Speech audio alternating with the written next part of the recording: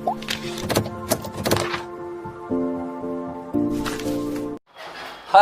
बच्चा लोगों, कैसे हो? बढ़िया। चलिए, मेरा नाम है अलकेश सर फ्रॉम आराध्य क्लासेस सिटी एम अहमदाबाद। आज हम भाई क्लास 12 वाले बच्चे हैं, जो इंग्लिश मीडियम वाले बच्चे हैं, उनका फिजिक्स में करंट इलेक्ट्रिसिटी चैप्टर नंबर 3 का पार्ट 7 लेके आया है दोस्त। 1 से 6 पार्ट तगड़े वाले पार्ट्स हैं, ज़बरदस्त लेवल के। आप देख लीजिएगा, आपको लेवल वाला मजा आएगा। क्या होता है एक्चुअली, मेरा फंडा ये है, थियरी चलाया, उसके रिलेटेड एक MCQs या शॉर्ट क्वेश्चंस और उसके सम्स ही उसी वीडियो में मैं डाल देता हूँ, जिससे कि आपको कंफर्टेबली सब समझ में आए, ठीक है ना। जैसे कि आज का जो मेरा टॉपिक है, टॉपिक लिखता नहीं हूँ मैं, हाँ डिस्कशन करते हैं। टॉपिक लिखता नहीं हूँ, टॉपिक के लिए जगह मैं बाकी रख रहा हूँ। 2 मिनट रुक जा भैया। टक टक टक टक टक टक। टॉपिक तो आप लिखोगे ना, मैं क्या लिखूँगा? चला जा दोस्तों। मेरे पास एक कंडक्टर है,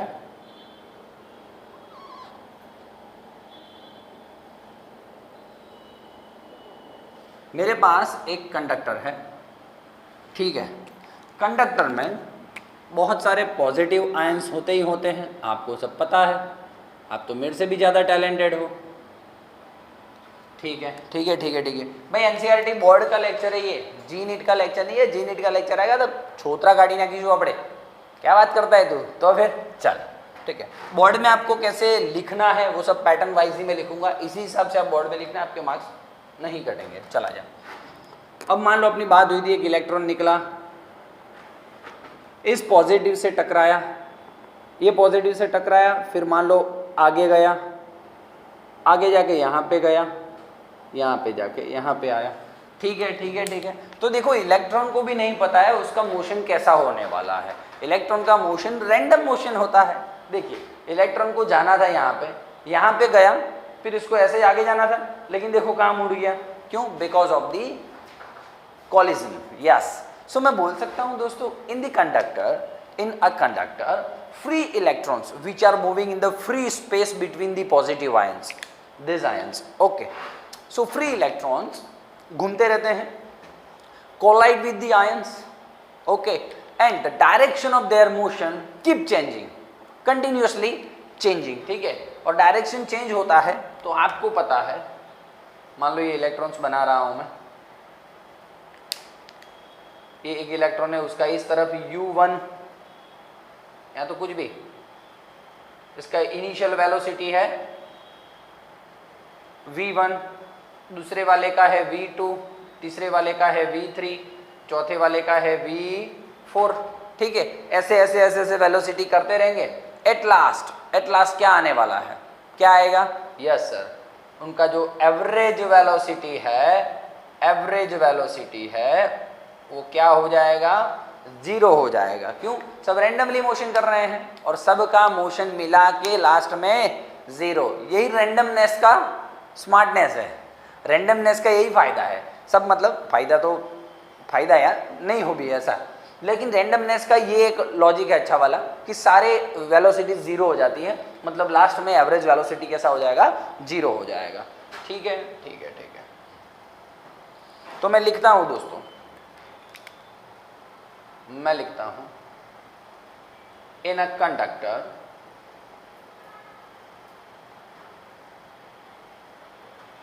free electrons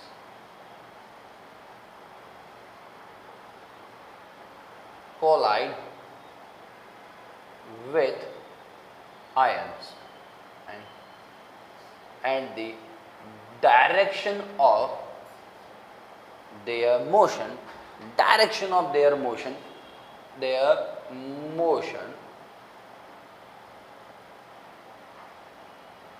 continuously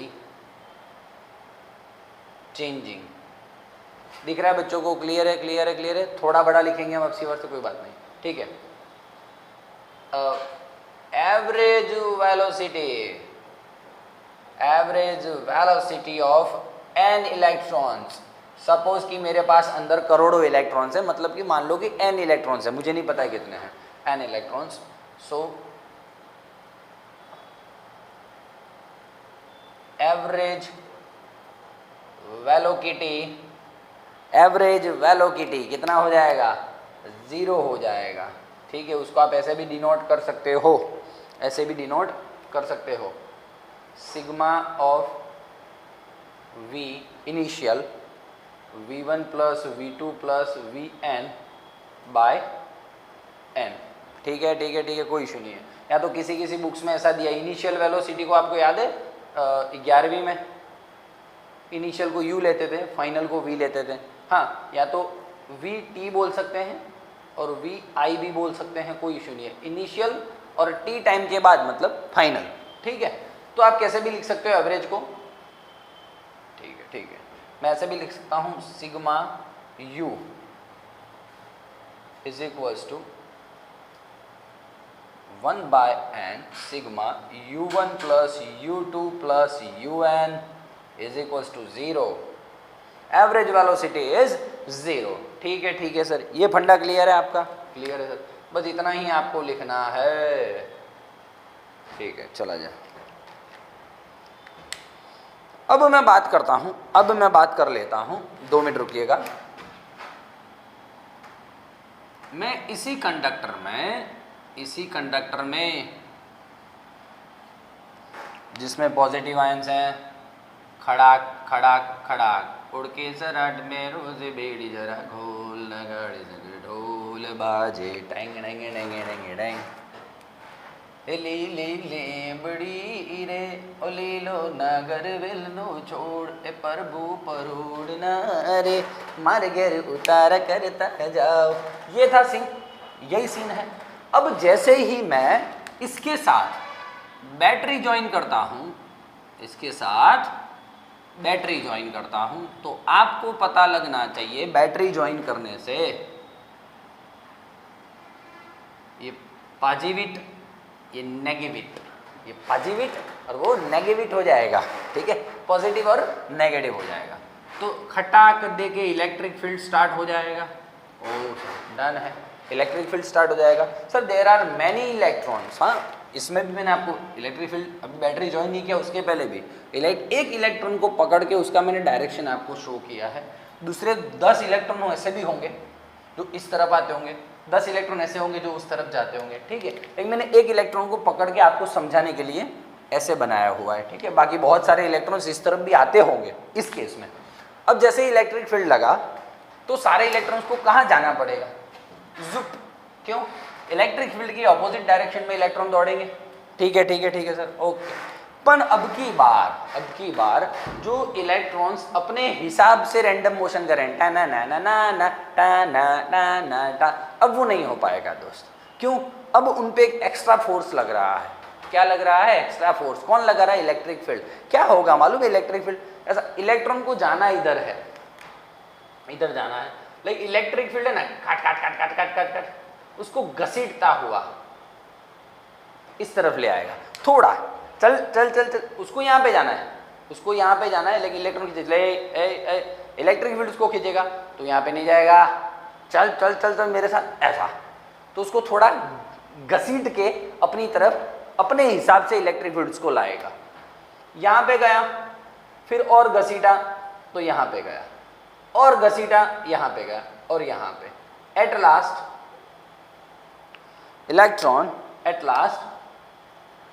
electron actually में स्टार्टिंग में यहाँ पे आ रहा था, लेकिन इलेक्ट्रिक फील्ड के घसीटने की वजह से इलेक्ट्रिक फील्ड ने उस पर फोर्स लगाया, F बराबर E। ठीक है, फोर्स लगाया, इसके कारण क्या हुआ? इलेक्ट्रॉन को ऐसे घसीट के आना पड़ा। ठीक है, ये जो घसीटना होता है ना दोस्तों, ये जो घसीटना होता है, उस घसीटने के कारण देखो इतना डिस्प्लेसमेंट हो गया, इफेक्टिव डिस्प्लेसमेंट। इसके कारण क्या हो गया? इफेक्टिव डिस्प्लेसमेंट हो गया। ठीक है, चलिए दोस्तों, अब मैं आपको समझाता हूं क्या लिखना है, आपको क्या करना है। पहले थॉट प्रोसेस समझ लीजिए आप। इफेक्टिव डिस्प्लेसमेंट हुआ, मैं ये बोल सकता हूं, मान लो स्टार्टिंग में इलेक्ट्रिक फील्ड नहीं लगाया, उससे पहले उसका वेलोसिटी था 10 मीटर पर सेकंड, मान ले। और अब घसीटने के बाद वो जो ये ग्रीन पेन दिख रही है आपको, घसीटने के बाद वो कुछ अलग वेलोसिटी से दौड़ रहा है, मान लो कि v = 12 मीटर पर सेकंड। तो सही में दोस्तों स्टार्टिंग में 10 था वेलोसिटी, इलेक्ट्रिक फील्ड नहीं लगाया था तब, और इलेक्ट्रिक फील्ड लगाने के कारण जो इलेक्ट्रॉन को घसीट रहा है, इलेक्ट्रिक फील्ड उसको घसीट रहा है, और इलेक्ट्रिक फील्ड के कारण उसका जो वेलोसिटी है वो 12 हो गया।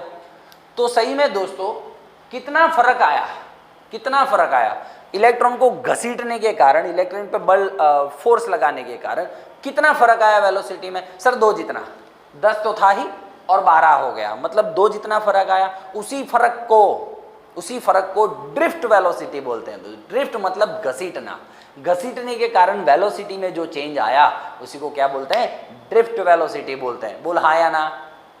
आगे बढ़ू? नहीं समझ में आया दोस्त यार? पक्का? चल डन, ठीक है, चल तेरे जैसा कौन हो, आजा। तो समझ रहे हो आप पूरा थॉट प्रोसेस समझ रहे हो? स्टार्टिंग में मान लो अभी 0 वेलोसिटी है उसका स्टार्टिंग में, और यहाँ पे आके उसका वेलोसिटी 5 हो गया। तो सही में बोल, तुझे ड्रिफ्ट वेलोसिटी कितना मिला? 5 - 0, 5 मिला। डन है। यहाँ पे होता 3 मीटर पर सेकेंड स्टार्टिंग में, और मुझे मिल रहा है यहाँ पे 8 मीटर पर सेकेंड। तो तेरा ड्रिफ्ट वेलोसिटी कितना होगा? 5 मीटर पर सेकेंड। समझ रहा है? क्लियर हो रही है बात? चल ठीक है। तो according to this effective displacement, जो उसके करस्पॉन्डिंग वेलोसिटी होता है उसी को हम ड्रिफ्ट वेलोसिटी बोलते हैं। चलिए हम लिखते हैं, आपको एग्जाम में कैसे लिखना है। In presence of electric field, बड़ा लिखिए थोड़ा, हाँ। In presence of electric field, force